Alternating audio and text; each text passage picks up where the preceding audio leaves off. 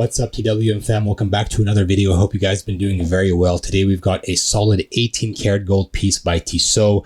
Of course, Tissot, a brand known for delivering incredible value for money in that $1,000 to sub $1,000 price range. With this piece today, Tissot has shown that they are willing to step out of their comfort zone and kind of challenge that entry-level luxury space, kind of where the Omega Seamasters, the Cartier tanks, and dare I even say the Rolexes hang. So we're going to check out this piece together, and then I want to know your opinion, guys. Do you guys think this watch deserves a place among the entry-level luxury space? I don't know. We'll check it out together and we'll see what we can find out. All right, so let's get up close and personal with this solid gold piece. Now, yes, it is showing some signs of age. It probably hasn't aged as well as some other pieces in the price range, but this is nothing a competent jeweler can't fix up. This was a limited edition run. The reference number is T71.8.461.34. The watch sits in a 42mm 18 karat gold case, which Tissot calls T-Gold. Tissot says this is, and I quote, a prestigious alloy comprising 75% pure gold combined with a mix of silver and copper, useful in gold production, as well as stating that Tissot is known for its mission statement for providing gold value at silver prices. Now, me personally, I'm not a huge fan of precious metals on watches. It's just my thing. I think stainless steel is the way to go. But if you're a fan of gold, Tissot clearly offers some great value for the money. We're going to talk about the price later, but we're going to get into some specs right away. The watch sits at just under 12 millimeters thick. The crystal is slightly domed, however, so that does account for a little bit of that extra thickness. You've got 20 millimeter lugs and it's 48 millimeters lug to lug. So it is on the larger side for such a dressy watch. This is as large as I would go for a formal piece, and even then it's probably pushing it for me personally. Under the sapphire crystal is a beautiful wave pattern dial. It almost looks like a wafer pattern from far away, but as you get up close, you'll see it's all curved, smooth indents in that dial.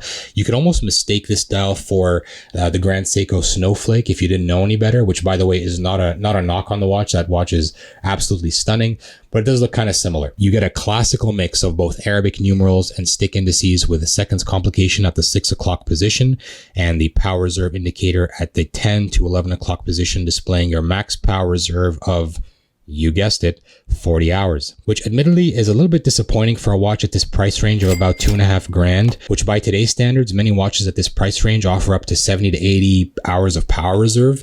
And heck, even Tissot's own watches at cheaper prices offer an 80-hour power reserve with their Powermatic 80 movement. So in my opinion, this movement could do with a lot of updating. On the flip side, you've got a see-through case back displaying the beautiful 17 jewel hand-wound mechanical movement. For those of you who can't tell, this watch is not an automatic. It's only windable by rotating the crown, as many vintage watches used to be some 70 odd plus years ago. And you can tell because you can visibly see the entire movement, meaning it's not blocked by a rotor. It's that little spinny weighted thing, which in an automatic serves the purpose of winding up your watch. So this is a mechanical, you don't have that spinny thing. So all in all, it does deliver on the formality and the class. It's made of precious metal, it's fully mechanical with no automatic function. You've got a seconds complication, and it all seems like a very purpose-suited watch for a very formal event. But now we got to talk about the drawbacks. The biggest one being the strap.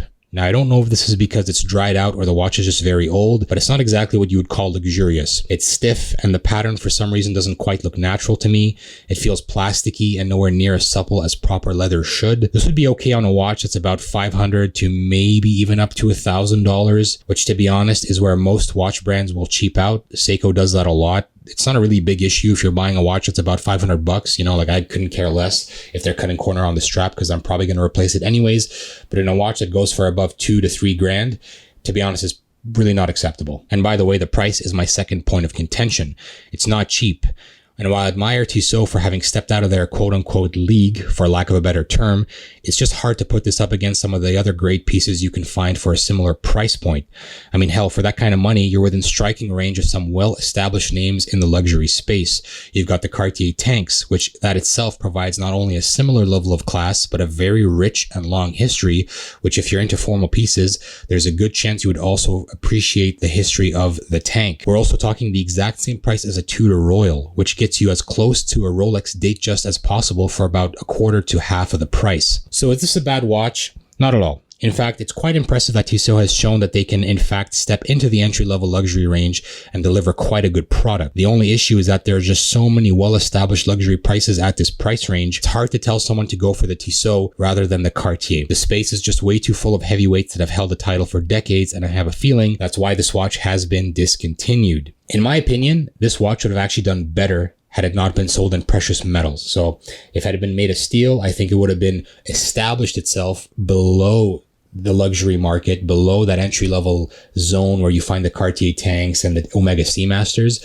It would have just been in another league, we'll say, and it would have been a winner of that league. In my opinion, it's a phenomenal watch. It definitely can fit the bill as your formal luxury piece. However, I wouldn't say it quite has what it takes to hang up there with the heavyweights in the entry-level luxury space. So with that said, guys, please leave me a comment down below. Let me know how you like this watch. Subscribe, hit the notification bell to keep updated on the latest watch reviews. And until next time, take care.